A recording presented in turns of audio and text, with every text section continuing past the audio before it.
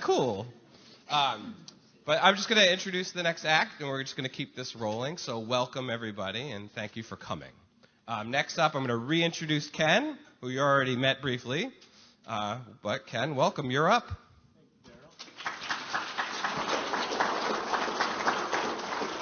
Thanks. Hello again.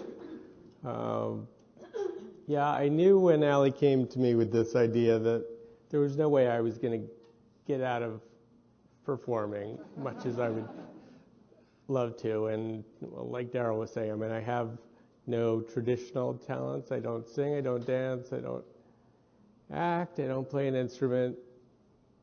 But the more I thought about it, I realized that my disability is probably the greatest talent I have, and living with my disability. I didn't know until 9 years ago that was a skill I had, but it's probably the thing in my life I've spent the most time practicing, learning about, and spending energy on. So it's truly been a magical experience for me in learning how to live my life. So what I would like to do for you is a quick magic show. Nick. Thank you. That's a good lesson of disability. Ego gets checked at the door, and you have to learn when to ask for help. My first trick is really more of an illusion. And it's called the invisible disability. To look at me, and I'm calling him Harried Houdini, because he's a rabbit. Never mind that. So generally to look at me, people would say I have a visible disability. So I'm going to make my disability disappear. Excuse me a moment while I go behind the curtain.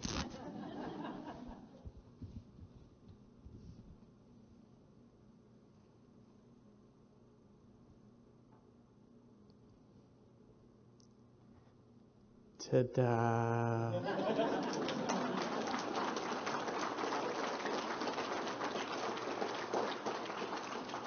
Now, when I told my 14-year-old son that I was doing this trick today, he said, "That's lame." Because he's 14 and things are either epic or they're lame. But he also said to me, "Yeah, but you have an invisible disability." So I've trained him well over the years. Because, the truth is that, 9 years ago, I had a brain hemorrhage and a stroke, which left me with some mobility issues, as well as very limited use of my left arm and hand. Within the brain injury community, I'm really envied for having a visible indicator that I have an injury and a disability. I mean, you can probably see just when I walk around, I have to put more focus on doing that than most people would. And my cane, oh my God, the cane is still here. The cane is a tool, and it is an indicator, perhaps, that I have a disability, but it is certainly not the disability itself. So what I'd like to do for the rest of my act is really focus on the fact that I truly only have, that's great, thank you. I truly only have functional use of my right hand. I was fortunate that I was already right-handed when I had my stroke. And while recovery from a stroke tends to focus on recovery from any injury or medical condition tends to focus on getting you back to where you were at the beginning. And how many other times in our life is that acceptable, that success is just getting back where you started? So that was not always practical and acceptable to me So I've focused a lot of my energy, not so much on I by default rewired my brain to a certain extent. The fact that I can do that with my left arm and turn a light switch on and off is the dead part of my brain being, which, if you don't know much about neurology, the right side of your brain controls the left side of your body and vice versa. So when I lost the right side of my brain, the left side of my brain had to be rewired to control my left leg and my left arm. Some people regain that sort of control. I did not, but what I had all along and have continued to develop is a lot of creative problem solving and strategizing so that I can use my right hand in more productive ways and be as independent as possible with one hand as I was with two.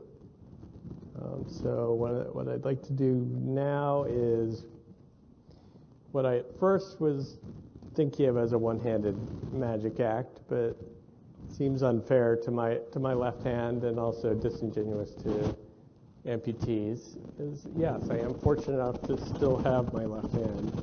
I just don't do that much with it. They call it left side neglect, so I feel bad for my hand sometimes. But so really this is a half-brained magic act. And what I'd now like to do is some practical magic. Thanks. Starting with losing my cape.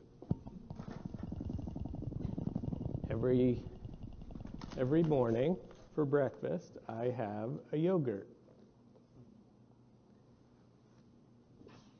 I don't know if you've ever tried to open a yogurt with one hand, but they're not particularly designed that way. Most things are not designed for easy one-handed use, but with enough practice and patience and concentration, you can do just about anything. So I'll show you very slowly.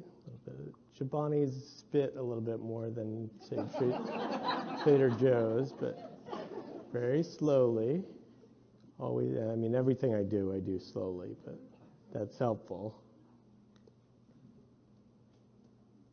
And then comes the stirring, which obviously this is where a little bit of thigh master action can be useful.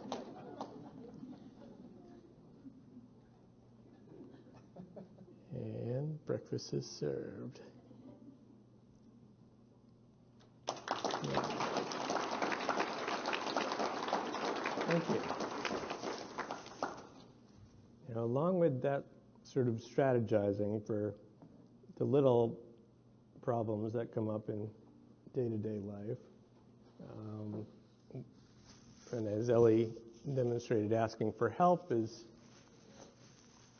an important part of not so much of being independent, but of living with a disability. Another thing that I love, just because I happen to be kind of a techie guy, are gadgets. And it was funny to me that when I brought my own, but when I went into the cafeteria today to prepare for this trick and bought a bagel, I discovered that they had a bagel guillotine just like mine right at the bagel station, because a lot of accommodations for people with disabilities are useful to people without disabilities. Who enjoys slicing a bagel and finding that you cut it wafer thin on one side and incredibly thick on the other?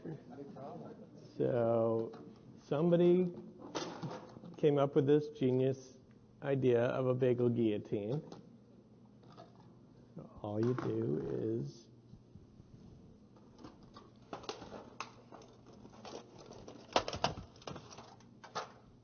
place your bagel neatly inside the guillotine. Center your blade and slice.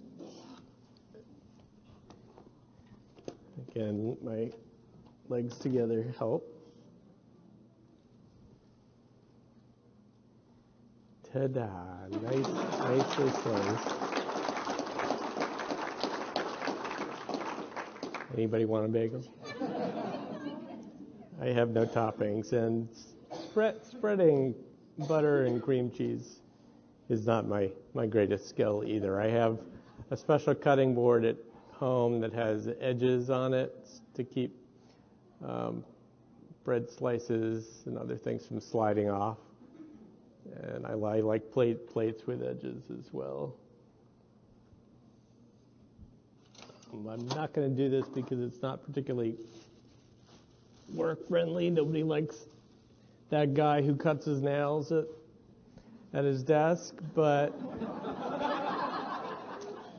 no, my wife got a little tired of having to cut my nails, and that was one of those places where, while I was willing to put my pride aside, I wanted to have a little more independence than saying, honey, can you cut my nails? But again, when you have one hand, how am I going to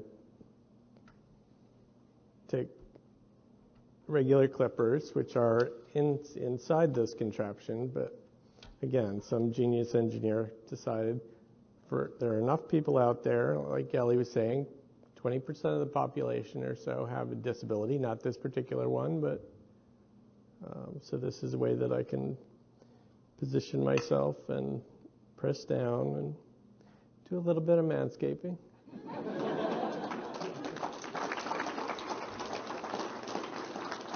Thanks. All right, I have one trick left, which I'm going to need a volunteer for. Do I have any volunteers? Michael. Thank you. I really appreciate it.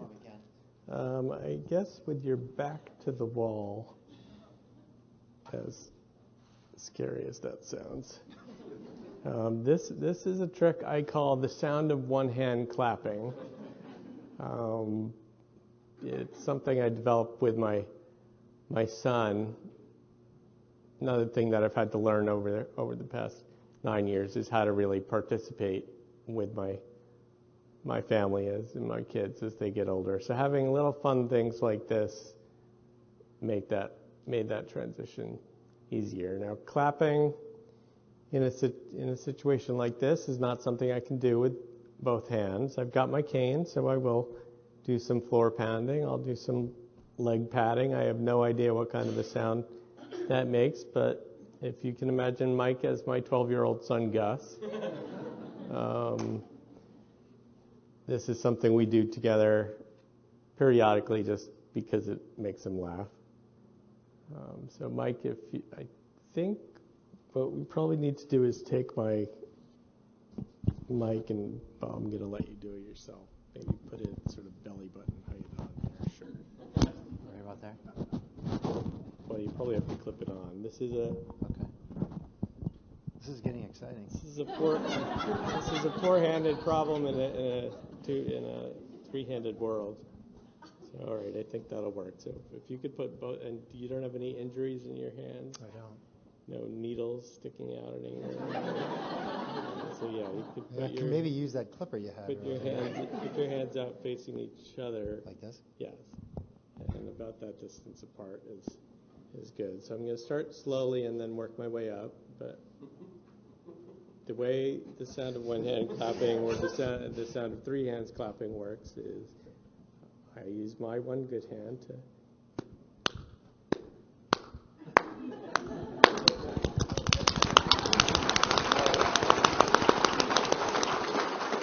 usually does. I love it. Thank you. Mikey, back up. Sure. If I did this one. There you go. I think close enough. Thank you so much.